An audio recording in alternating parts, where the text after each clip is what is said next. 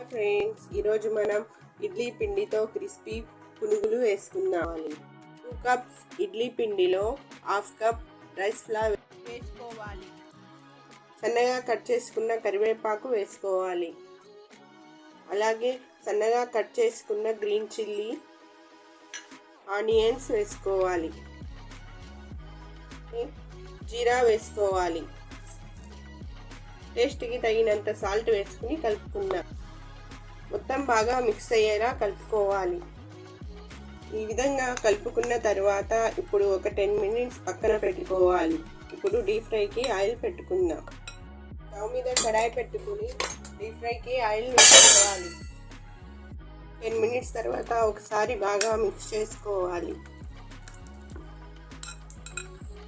ఇప్పుడు కొద్దిగా తీసుకుని ఆయిల్లో వేస్తున్నాం.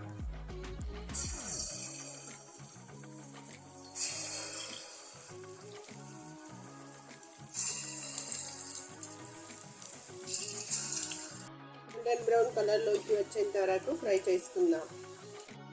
ఈ విధంగా ఫ్రై చేసుకున్న తరువాత బౌల్లోకి తీసుకోవాలి.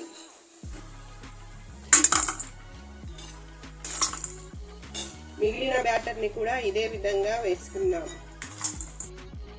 సర్వింగ్ ప్లేట్లోకి తీసుకుందాం. అంటే క్రిస్పీ పునుగులు రెడీ. పల్లీ చట్నీతో సర్వ్ చేస్తే చాలా టేస్టీగా ఉంటాయి. Thank you for watching.